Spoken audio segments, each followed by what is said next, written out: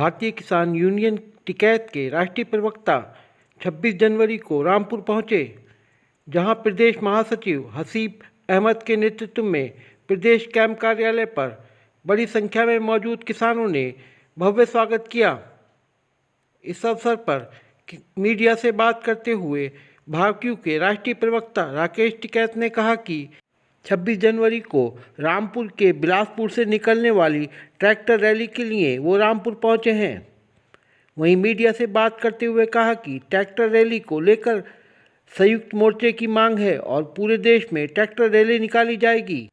26 जनवरी को दिल्ली में निकाली गई ट्रैक्टर रैली में बिलासपुर का एक किसान शहीद हुआ था, इसलिए उसके घर जा रहे हैं और बिलासपुर से ट्रैक्टर रैली निकाली जाएगी। राकेश टिकैत ने कहा कि इस ट्रैक्टर रैली के बाद 16 फरवरी को भारत बंद रहेगा, जिसमें पूरे भारत का किसान और दुकानदार और सभी शामिल रहेंगे। राकेश टिकैत ने कहा कि 14 मार्च को दिल्ली बंद रहेगा, जिसके लेकर रणनीति तैयार की जा रही है। वहीं केंद्र और प्रदेश की भाजपा सरकार पर भी राकेश टिकैत ने जमकर हमला बोला। को जो कार्यक्रम रखा है, क्या प्रोग्राम है, क्या देखो 26 तारीख का संयुक्त मोर्चे की कॉल है और पूरे देश भर में ट्रैक्टर मार्च है। शहर होंगे, ब्लॉक होंगे, कस्बे होंगे, तहसील होगी या कोई गांव में भी, जो भी नज़दीक जहाँ जिसके लगता हो तो करे। नहीं किसी का है तो अपने खेत में ट्रैक्टर पे झंडा लगा ले, अपने घर पे लगा ले, और जो नेशनल फ्लैग होता है जहाँ उसका कई प्रोग्राम होते हैं वे करें। जैसे हमारा यहाँ रामपुर में कार्यालय पे हो गया, तो इसी तरह सब जगह आज प्रोग्राम चले हुए हैं। और अभी जो 26 जनवरी में 21 में लड़का एक शहीद होया था नववीर, तो उसके वहाँ पे जा रहे हैं हम बिलासपुर। अब ये आज के प्रोग्राम रहेंगे हमारे। अच्छा, इसके अलावा जो आंदोलन को लेकर जो रणनीति बना रही है वो क्या रहेगी? देखो हमारा प्रोग्राम है 26 तारीख का ट्रैक्टर मार्च है, 16 फरवरी को भारत बंद है।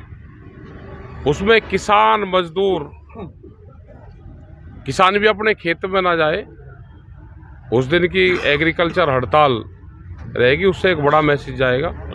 ट्रांसपोर्टर है जो ट्रकों के खिलाफ, एक ड्राइवर के खिलाफ काला कानून आया, वो ट्रकों के खिलाफ नहीं, वो सब गाड़ियों के खिलाफ भी आएगा। बेरोजगार है तो उस दिन दुकानदारों से भी हमारी अपील है कि उस दिन बंद रखें सब लोग। एक दिन का भारत बंद का आह्वान है ये। और 14 मार्च का एक प्रोग्राम हमारा दिल्ली का रहेगा, ये अभी प्रोग्राम है। और गन्ने पे, बिजली पे, इन पे जो भी प्रोग्राम अपने चलते रहेंगे जिला स्तर पे, अधिकारी उस पर वे लोग अपने प्रोग्राम करते रहें, अपने ज्ञापन देते रहें, प्रेस के सामने अपनी बात रखते रहें। साहब, जिस तरह से ये इंडिया गठबंधन ने, अब जो ममता बनर्जी ने, आप भी, आपका संगठन भी सक्रिय है, तो अब इसको लेकर क्या आप किसका चुनाव लड़ाएंगे? जो कांग्रेस, हम किसी का नहीं चुनाव लड़ाते, ना हमने पहले किसी का चुनाव लड़ाए ना अब लड़ाते, ये तो जनता अपने आप लड़ा। लेकिन यहाँ चुनाव लड़ कौन रहा, कौन किसी चुनाव लड़वा रहा?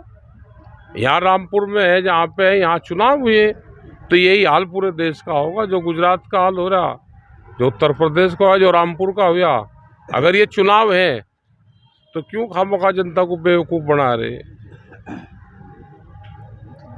हम तो नॉन पॉलिटिकल लोग हैं, अपना बाहर रहते हैं सिस्टम से दूर। बुलंदशहर में जो कल जो संदेश दिए गए हैं जिस तरह से मोदी जी ने, तो इसको लेकर क्या कहेंगे? और वो तो चुनावी प्रक्रिया उनका शुरू होगी। बीजेपी के वहाँ पर लग रहे देश के प्रधानमंत्री या बीजेपी के प्रधानमंत्री है। प्रधानमंत्री को किसी पार्टी का प्रचार नहीं करना चाहिए, सरकारी योजनाएं किसी के मंच से नहीं करनी चाहिए। चुनाव आयोग इनको सबको देखना चाहिए। प्रधानमंत्री, राष्ट्रपति, गवर्नर, ये पोस्ट ऐसी रहनी चाहिए कि वो सबके रहें। कोई और आदमी भी जा सके प्रधानमंत्री की मीटिंग में, तो सभी लोग जा सके। जनता क्या एक पार्टी के लोग जा सकते हैं? प्रधानमंत्री तो देश के हैं ना वे। भैया तो ये बताए कि नहीं हम बीजेपी के प्रधानमंत्री है। प्रधानमंत्री की सभा में सब जाएं, वो बीजेपी के झंडे से अलग उनके प्रोग्राम होने चाहिए। प्राण प्रतिष्ठा कार्यक्रम हुए हैं और ठीक है, प्राण प्रतिष्ठा तो होते हैं, तो गांव-गांव में भी सब मंदिर बन रहे हैं। वहाँ लोग ज़्यादा जा रहे हैं जो अपने गांव के मंदिर में नहीं जाते, वहाँ ज़्यादा खंचातान कर रहे हैं। अपने गांव के मंदिरों में भी जाना चाहिए। धर्म में आस्था रहनी चाहिए, सब एक दूसरे के धर्म का सम्मान करना चाहिए। किसानों से क्या आह्वान करेंगे? किसान ये है कि वो अपना भाई खेती का उसका काम करे। जमीन छीनने का बड़ा प्लान उनका बन रहा है सरकार का। अपनी ज़मीन कैसे बचाओगे, तो ज़मीन आंदोलन से बचेगी। फसलों के रेट सस्ते, ज़मीन के रेट महंगे। महंगी ज़मीन व्यापारी खरीदता है और सस्ती ज़मीन किसान खरीदता है। ये ज़मीन ने बहुत स्पीड से किसान की बिखरी, उनको बचा कर रखे, आने वाली पीढ़ी के लिए उसको बचाए ज़मीन को।